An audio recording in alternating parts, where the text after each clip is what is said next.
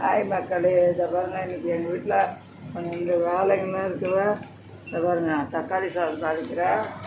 நெய் காலி வாங்கிட்டு வரணும், அதனால் இருக்கிற நெய்யை ஊற்றுறேன். மிகவும் சுத்தமான ஹட்ஸ் எண்ணெய். அப்புறம் கொஞ்சம் எண்ணெய் ஊற்றிட்டேன்.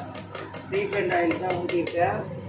அப்புறம் இது கொஞ்சோண்டு நெய் இல்லை, அதனால் கொஞ்சம் ஊற்றிருக்கேன். ரீஃபைண்ட் ஆயில் கொஞ்சமாக அதுவும் ஊற்றிருக்கேன்.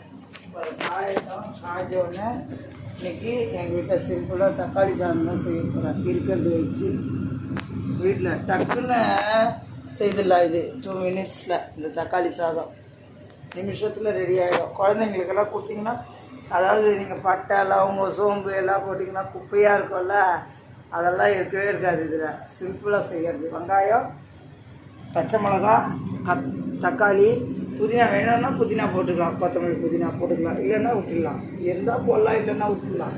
அவ்வளோதான், இஞ்சி போட்டு பேஸ்ட். அதான் இது பாருங்க, காஞ்சிச்சா? இது மாதிரி காஞ்சிச்சு.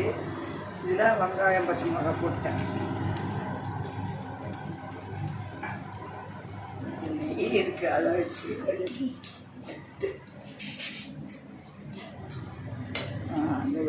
நான் கரண்டி எடுத்து கொடுத்து விட்டேன்.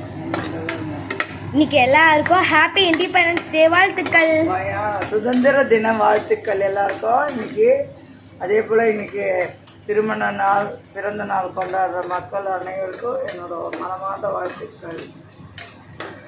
நாளைக்கு உங்க வீட்டுல நிறைய கண்ணன் ராதிகள்லாம் இருப்பாங்க நாங்க நினைக்கிறோம். நாளைக்கு ரிவ்யூ பார்த்துடலாம் கூடிய சீக்கிரத்துல. வதக்கு வதக்கு நல்லா வதக்கு. வெங்காயம் சிவந்து வரணும், சிவந்து வச்சு வரணும். வெங்காயம் நெய்யா? வதக்கு வதக்கு நல்லா வதக்கு. தக்காளி இப்பவே ஒரு மனம் வரும், சூப்பராக இருக்கும். தக்காளி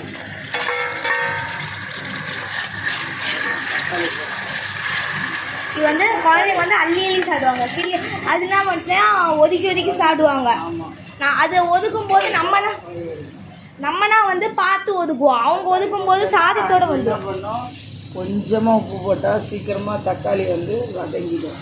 நல்லா தக்காளி குழைய பழுத்த தக்காளி இருந்தால் அவங்க சுற்றி நான் கொஞ்சம் இதுவாக இருக்குது தக்காளி. அதனால் வேண்டாம் வேண்டாம் வேண்டாம். 2 கிலோ அவ்வளோதான். அப்புறம் அதை பாருங்க, அது அப்படியே வதங்கணும்.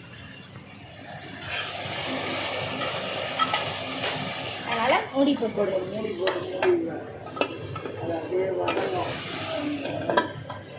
அது அப்படியே வேகும். மிளகாத்தூள் போட்டிருக்கேன் 1 ஸ்பூனு. அப்புறம் தனியாத்தூள் 1 ஸ்பூன். 1 ஸ்பூன் தான் தனியாத்தூள், 1 ஸ்பூனு. அப்புறம் கரம் மசாலா சும்மா துளி போட்டால் போட்டுவாங்க, அவ்வளோதான். இல்லைன்னா தெரிஞ்சிடும். நல்லா சிம்மில் வச்சுருந்தா சிம்மில் வச்சுட்டு நல்லா வதக்குங்க. வதங்க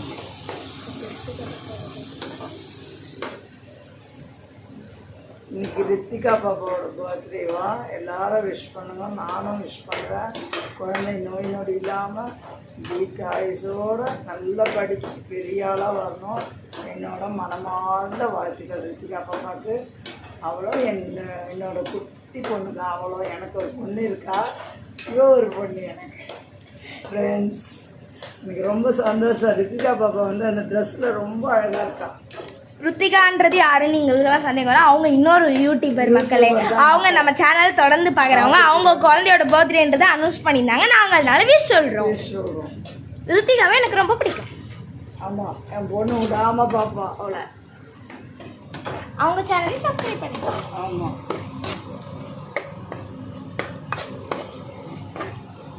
நல்லா வதங்கிடுச்சா? இப்போது வந்து இஞ்சி பூண்டு பேஸ்ட்டு இது காலி ஆகிடுச்சு. அதனால் தண்ணி ஊற்றி வச்சிட்டேன். எங்க அம்மா எதையுமே விட மாட்டாங்க. சிக்கனமா இருக்கணும்ல, சிக்கனத்தின் சிக்கனம். அதனால கொஞ்சமா தண்ணி ஊற்றி ஒரு ஸ்பூன் இஞ்சி பூண்டு பேஸ்ட் போடணும். அந்த ஒரு ஸ்பூனுக்கு வந்து அதில் இது இருந்தது, கொட்டிக்கிட்டு இருந்துச்சா, அதை வச்சு தண்ணி ஊற்றி கரைக்கிறாங்க. சிக்கனத்தின் சிக்கனமே.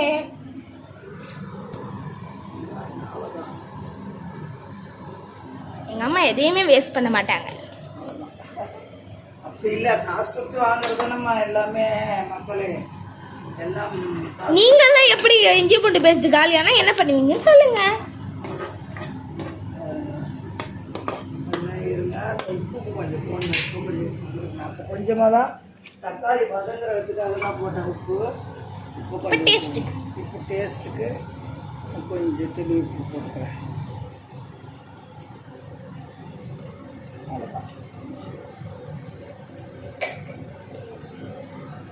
இருங்க இருங்க. இப்போ வந்து 2 டம்ளர் அரிசிக்கு நம்ம சாப்பாட்டு அரிசியை நல்லா ஊற வச்சு தண்ணி வடித்து வச்சுருக்கேன் நான். பாருங்க, இந்த பாருங்க. அதுவே இப்போ புதினா கொஞ்சம் போட்டுறேன். இந்த புதினாவையும்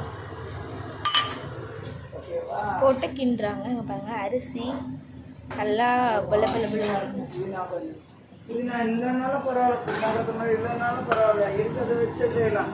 டக்குன்னு செய்யலாம் இந்த சாப்பாடு. உங்களுக்கு காமிக்கிறதுக்காக நான் லேட்டு, உங்களுக்கு காமிக்கிறதுக்காக இது பண்ணியிருக்கேன் நான். பார்த்தாலே தெரியும், சாப்பிடணும் போல இருக்கும்.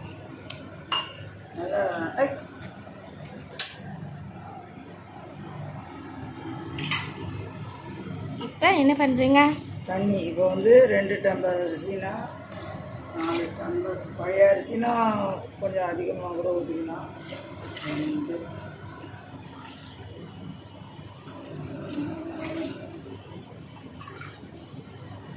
4 5 பாட்டில் ஃபுல்லாக 4.5 டம்ளர் தண்ணி கிடச்சிருக்கு. 5 டம்ளர். கொஞ்சம் பழைய அரிசியில் கொஞ்சம் ஒரு டம்ளர் எக்ஸ்ட்ரா ஊற்றிங்க.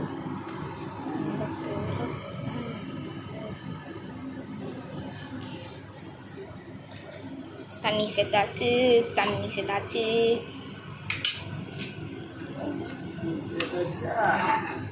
இப்போ அரிசி சேர்ப்பீங்க. கொதிக்கும், கொதிச்சோடனே தான் அரிசி சேர்க்கணும். கொதித்த பிறகு காட்டலாம். 5 நிமிட்ஸ் களி. தண்ணி கொதிக்குது பாருங்க. இப்போ வந்து பாஸ்மதி ரைஸ். பாஸ்மதியில் சாதா சாப்பாட்டு அரிசியே தான், நம்ம பூங்கல் அரிசி தான் சாப்பாட்டு அரிசி ரைஸு. பாருங்க பண்ணிட்டு பார்த்தோன்னா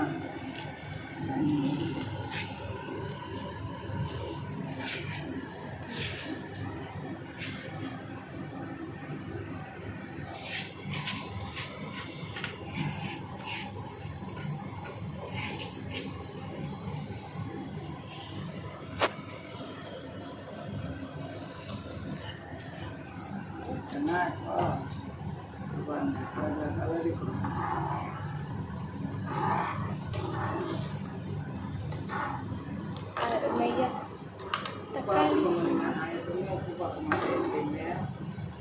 அதாவது எங்கள் அம்மா எப்பவுமே டேஸ்ட் பார்க்காம சமைச்சாங்கன்னா அன்றைக்கி அது ரொம்ப சூப்பராக இருக்கும்.